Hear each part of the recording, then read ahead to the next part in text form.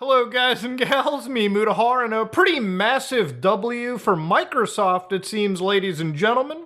Now, for those of you who've been following the gaming space like me, you've probably noticed for like the last year plus, almost like 2 years at this point, Microsoft has been trying to buy Activision Blizzard. Activision Blizzard being one of the largest gaming publishers out there. You might have heard of indie games like Diablo 4, Call of Duty Modern Warfare 2. Heck, you might have even played Overwatch 2, okay? Or at least read the fan fiction or whatnot. But ladies and gentlemen, this deal has been kind of on the fringes, and there's been people who have honestly had betting pools of either the deal will go through or it will not. Now, for context sake, there's 3 companies in the world that are kind of like the biggest players in the gaming console space, okay? You've got Nintendo, one of the largest companies in Japan. Sony, one of the largest companies in Japan too, not as big as Nintendo, but sizable. And then, of course, you've got Microsoft.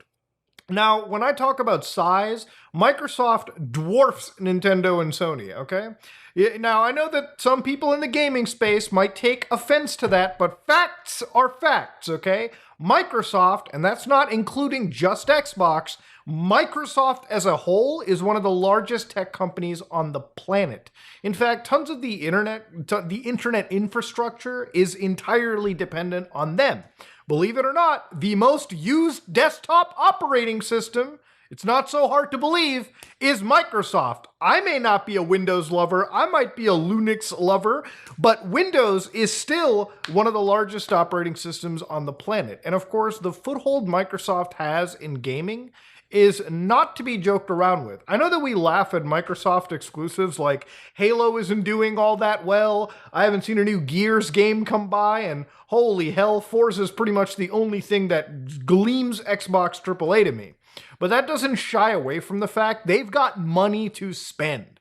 So this deal is one of the largest deals in gaming space, and because of how sizable Activision Blizzard and their entire presence is on the gaming space, there have been antitrust lawsuits thrown around.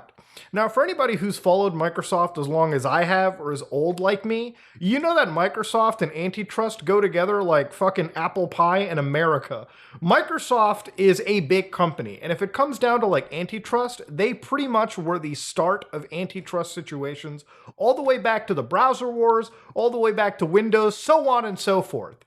So when it comes to gaming trying to buy one of the biggest publishers, you bet there were some parties that weren't exactly taking too kind to it. So what effectively happened, ladies and gentlemen, is today Microsoft, a federal court, declined to grant the FTC, the Federal Trade Commission, a temporary restraining order that would actually keep Microsoft from closing this transaction.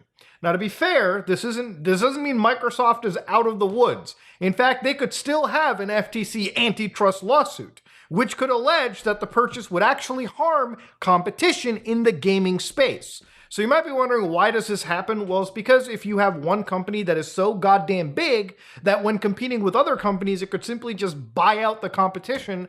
That's not healthy. Competition is required. It's one of the regulating forces we have to make sure monopolies don't exist. Unfortunately, monopolies, duopolies, they still do exist, but we're trying the best we goddamn can, right? So the FTC says they're disappointed in the outcome given that the clear threat this merger poses to open competition in cloud gaming, subscription services, and consoles.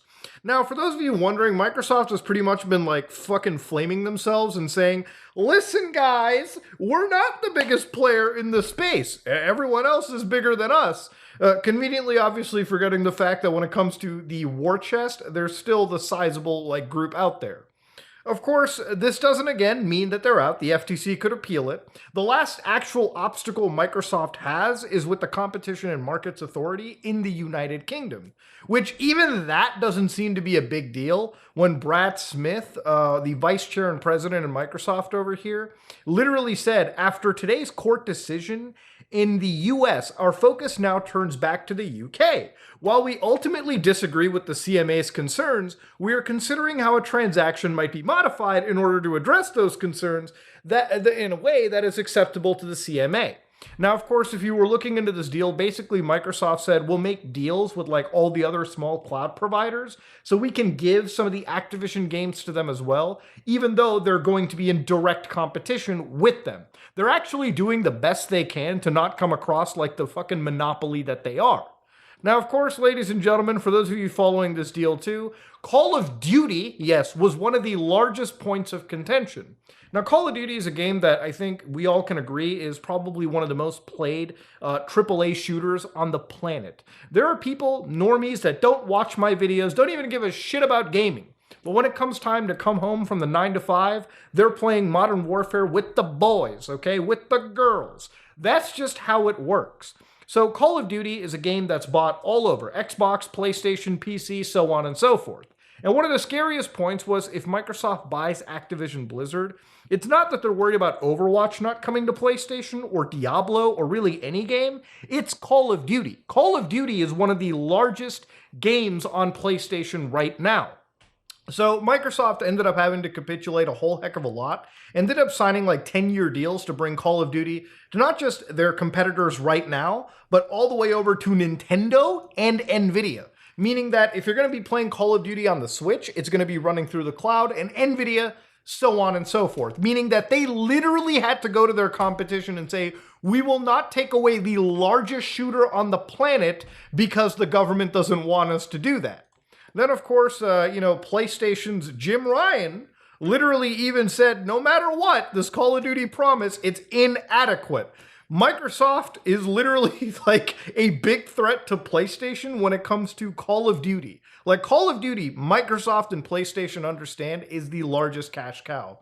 And even if Microsoft doesn't take away Call of Duty from PlayStation, which they never will, because nobody's going to cannibalize their IP like this, Microsoft can still put Call of Duty on Game Pass, which means for a lot of people who are in the space to buy a console, what are they going to do? You think they're going to go to Microsoft and you think they're going to go to PlayStation, buy a PS5, then buy each Call of Duty for $60 a pop, $70 a pop? No. If they can just buy a cheap-ass Xbox Series S and buy Game Pass and get access to all of the Call of Duty games, all of the Diablo games, all of the Blizzard games, all of Starfield, all of Bethesda stuff, what do you think is a better deal that the gamer sees, the consumer, when it comes to price? No matter what, I'm a physical lover, but for a lot of people for gaming, it is an expensive hobby in a time of severe inflation. They're going to buy the system that gives them hundreds of the top quality AAA games right there and then. Now, I personally think Game Pass is kind of diluting a bit of the quality of those games. I think a lot of it is always just, hey, this is some random shit thrown on there. And of course, for a lot of these Game Pass titles, the profitability is obviously questionable. I think for a lot of them, further monetizing these games through microtransactions after you download them through Game Pass is like the smart way to go. Which is both good and bad for the gaming world, is what I'm saying.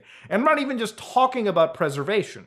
So of course, at this moment in time, the big point of contention beyond Call of Duty was always going to be the cloud gaming. So according to the Europeans, CMA, the Competition Markets Authority, they literally are saying that like 60 to 70% of cloud gaming belongs in the hands of Microsoft. So they actually do account for 60 to 70% of people playing cloud games. Now, if you don't know, Microsoft has xCloud. So a great example could be if you wanted to play something like Persona 4 Golden.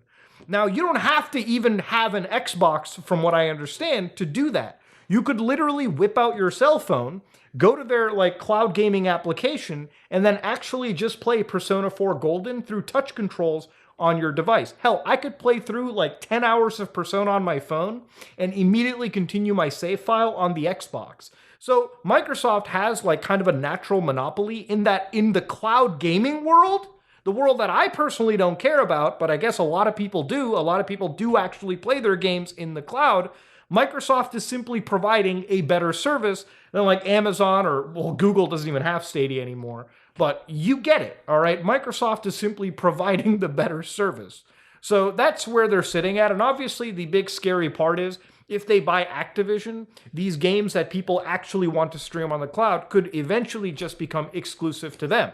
That's really the question being asked over here. Now, I know we've covered a lot in this video right now, but I honestly wanted to get my full thoughts of the situation out. I really don't like the industry consolidating like this because, to be honest with you, I really don't like the fact that these big companies are just buying up blocks of different game publishers. Because I think, honestly, a response to this, and Sony already has kind of done this, they bought Bungie, and from what I think, they might choose to buy Square Enix. And if they have the money, imagine if they bought Take-Two and made Grand Theft Auto suddenly an exclusive to PlayStation products. This is part of the entire industry that I'm not a huge fan of. The only reason I give Microsoft a bit of leeway is because at least their games are showing up on Steam, are showing up on PC, so it's not completely exclusive to their specific plastic box, which, again, could be beneficial for them on selling the Xboxes, but obviously, if you're just in their ecosystem and giving money to them through a sub fee, that's all they really give a shit about. So yeah, ladies and gentlemen, insane development in the Microsoft FTC Activision Blizzard case. Maybe a month or two from now, we might actually see an actual goddamn sale go through. But yeah, it's another, I guess you could say, massive win for Microsoft. Buying Activision Blizzard is a seriously massive win. The amount of IPs that Microsoft has literally has put them like, what, 50-50 on par with Sony, if not bigger? It's insane. But ladies and gentlemen, let me know what you think about it in the comment section below. If you like what you saw, please like, comment, and subscribe. Dislike if you dislike it. I am out.